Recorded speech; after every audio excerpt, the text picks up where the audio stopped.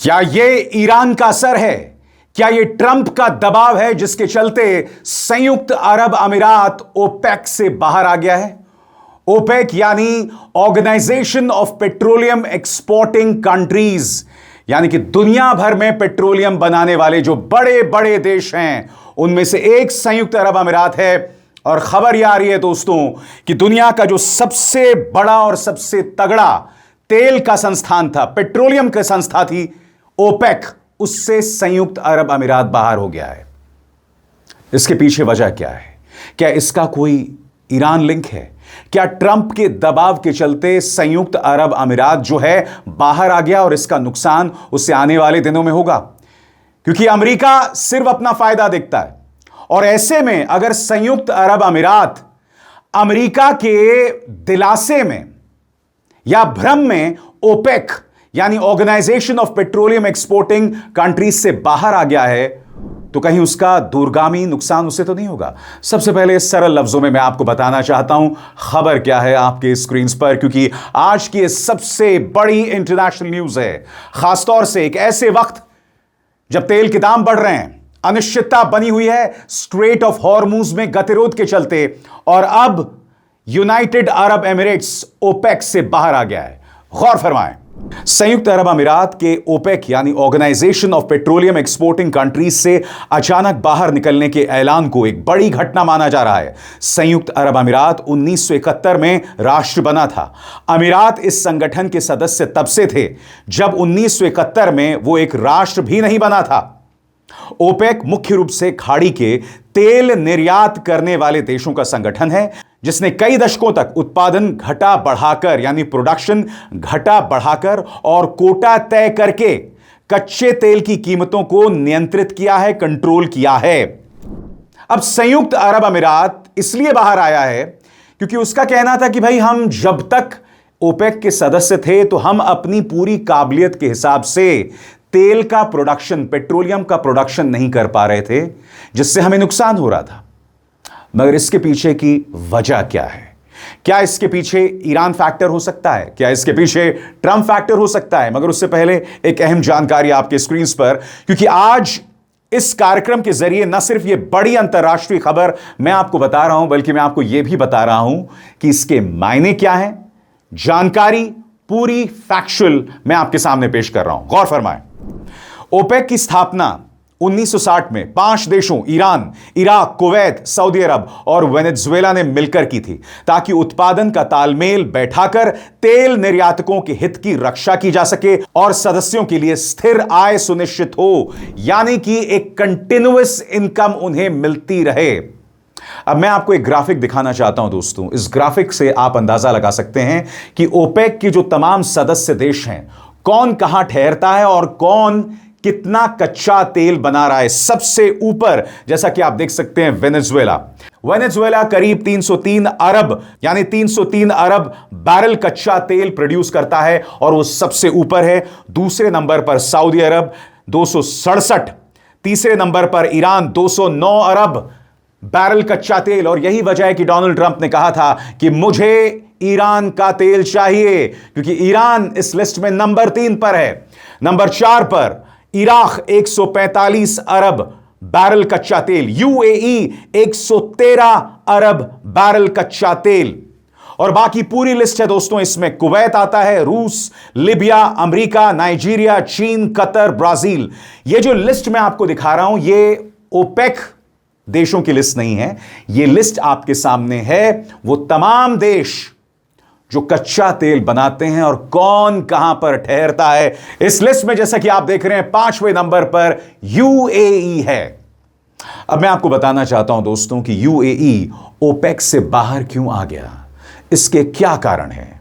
गौर फरमाइए, UAE OPEC से इसलिए निकल रहा है क्योंकि वो प्रोडक्शन कोटा की पाबंदियों से आजाद होकर अपनी खुद की ऑयल स्ट्रैटेजी चलाना चाहता है। साथ में जियोपॉलिटिकल कारण भी हैं, मुख्य आर्थिक और नीति से जुड़े हुए, यानी कि फाइनेंशियल और पॉलिसी से जुड़े हुए रीजंस। नंबर 1, ओपेक के प्रोडक्शन कोटा से आजादी। अबू धाबी को लंबे समय से लगता था कि ओपेक की लिमिट्स उसकी ज्यादा प्रोडक्शन कैपेसिटी को इस्तेमाल करने से रोकती हैं और वो अपने रिजर्व्स का पूरा फायदा नहीं उठा पा रहा। ओपेक छोड़ने के बाद यूएई खुद तय करेगा कि कितना तेल निकाले, बजाय इसके कि सऊदी अरब के दबाव में कटौती माने। दूसरा, प्रोडक्शन को 5 मिलियन बैरल्स पर डे तक बढ़ाने की योजना। एडनॉक अपनी कैपेसिटी को करीब 3.4 मिलियन बैरल्स प्रतिदिन से बढ़ाकर 2027 तक लगभग 5 मिलियन बैरल्स प्रति डे या प्रतिदिन करना चाहता है। लेकिन ओपेक प्लस बार बार प्रोडक्शन कट्स बढ़ रहा है, जिससे यह एक्सपेंशन प्लान क्लैश करता है। बाहर निकलने से यूएई पर यह रोक नहीं रहेगी। इसके अलावा नेशनल इंटरेस्ट और डाइवर्सिफिकेशन स्ट्रैटेजी, यूएई के एनर्जी मिनिस्टर ने इसे एक पॉलिसी डिसीजन बताया है जो देश की लॉन्ग टर्म इकोनॉमिक प्लानिंग से जुड़ा हुआ है। उनका कहना है कि बिना किसी पाबंदी के वे ऑयल रेवेन्यू, इंडस्ट्रियल पॉलिसी और एनर्जी ट्रांजिशन को अपने हिसाब से बैलेंस कर पाएंगे। इसके पीछे राजनीतिक और जियोपॉलिटिकल कारण भी हैं। सऊदी अरब के साथ कोटा और स्ट्रैटेजी पर टकराव।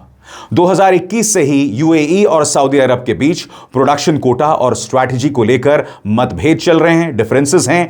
यूएई ज्यादा कोटा और जल्दी प्रोडक्शन बढ़ाना चाहता है, जबकि सऊदी अलग लाइन ले रहा था। ओपेक छोड़ने से यूएई सऊदी के इन्फ्लुएंस से बाहर निकलना चाहता है। ईरान से जुड़े सुरक्षा मुद्दों पर नाराजगी। कुछ रिपोर्ट्स के मुताबिक यूएई को लगता है कि गल्फ और अरब देशों ने खासकर ओपेक के अंदर ईरान के खिलाफ खतरे को ठीक से हैंडल नहीं किया। इसलिए यूएई यह दिखाना चाहता है कि वो अपनी सिक्योरिटी और मार्केट प्रायोरिटीज किसी कार्टेल के हिसाब से तय नहीं करेगा। स्वतंत्र और आजाद पत्रकारिता का समर्थन कीजिए, सच में मेरा साथी बनिए। बहुत आसान है दोस्तों, इस ज्वाइन बटन को दबाइए और आपके सामने आएंगे ये 3 विकल्प, इनमें से एक चुनिए और सच के इस सफर में मेरा साथी बनिए। मगर दोस्तों, इसमें एक और दावा किया जा रहा है। जो लोग कह रहे हैं कि भाई ओपेक से बाहर जो यूएई आ गया है, इसमें एक बहुत बड़ा फैक्टर है, वो है अमेरिकन फैक्टर। और जो लोग यूएई को क्रिटिसाइज कर रहे हैं, उसकी आलोचना कर रहे हैं, वो क्या कह रहे हैं और क्या दावा कर रहे हैं, गौर फरमाएं। यूएई ने ओपेक नहीं छोड़ा, उन्हें खरीद लिया गया है। कहीं डॉलर की स्वैप लाइन दी गई है, तो कहीं सिक्योरिटी का वायदा किया गया है। और देखते ही देखते अबू धाबी अमेरिका का पेट्रोल पंप बन गया है। हां, रूस को शॉर्ट टर्म में नुकसान होगा, लेकिन अमीरात ने अपनी 60 साल की सॉवरेंटी एक रस्सी के बदले दे दी है। जो भी देश अपनी सुरक्षा और भविष्य को अमेरिका की मर्जी पर टिका देता है, वो आखिर में यही सीखता है। अमेरिका के पास दोस्त नहीं होते, सिर्फ अपने फायदे होते हैं, और जैसे ही वो फायदे बदलते हैं, आप अकेले पड़ जाते हैं। ये कदम उन्हें मजबूत नहीं बनाता, बल्कि उन्हें कमजोर कर देता है।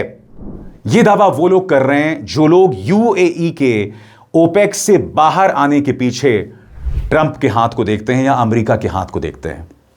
मगर बड़ा सवाल, क्या ईरानियन फैक्टर को नजरअंदाज किया जा सकता है? बड़ा सवाल यह भी, क्या स्ट्रेट ऑफ हॉर्मूज में जो गतिरोध चल रहा है, क्या यह उसके पीछे हो सकता है? तो चलिए सरल लफ्जों में मैं आपको समझाता हूं, गौर फरमाएं।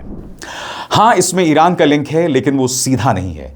यूएई का ओपेक से निकलना मुख्य रूप से उसकी अपनी ऑयल स्ट्रैटेजी और सऊदी अरब के साथ टकराव की वजह से है, जबकि ईरान का युद्ध और स्ट्रेट ऑफ हॉर्मूज वाला संकट एक बैकग्राउंड फैक्टर की तरह इसे तेज करने वाला है। ईरान का इसमें कैसे लिंक है? Number 1, timing. ईरान युद्ध और हॉर्मूज संकट के दौरान लिया गया है यह फैसला। यूएई ने फैसला ऐसे समय पर लिया जब अमेरिका ईरान युद्ध चल रहा है और हॉर्मूज में भारी डिसरप्शन है। इससे दिखता है कि अब गल्फ की ऑयल पॉलिसी को सिक्योरिटी सिचुएशन से अलग करके नहीं देखा जा सकता। नंबर 2, ईरान के हमले और यूएई के इंफ्रास्ट्रक्चर पर खतरा।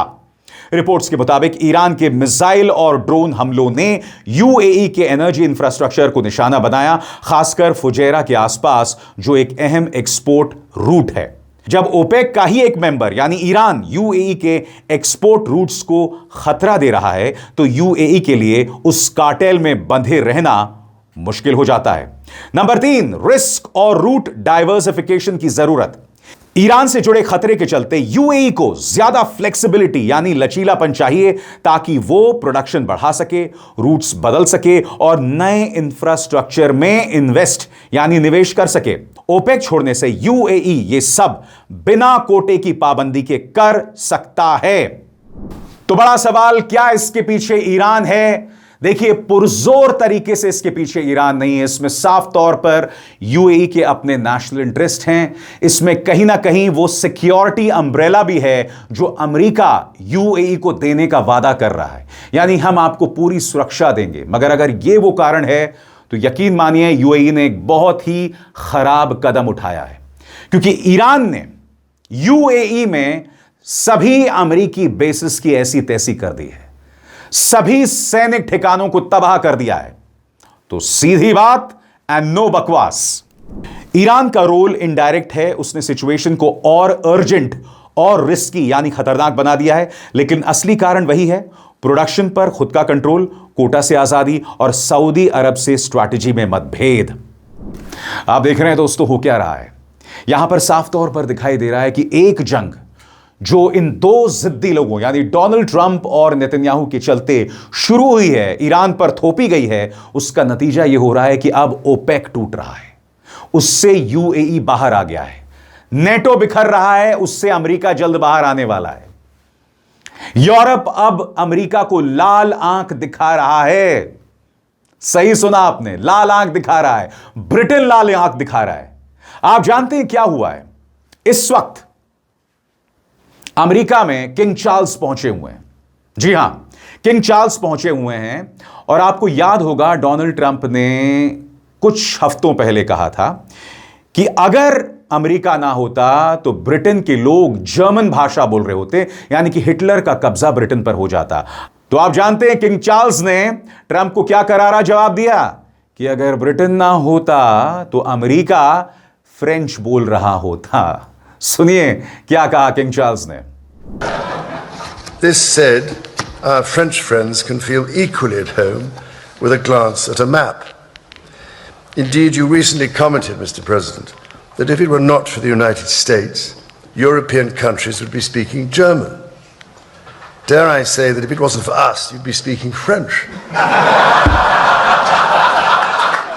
तो आप देख रहे हैं दोस्तों, वो सब हो रहा है इस ईरान युद्ध की वजह से जो पहले नहीं हुआ था।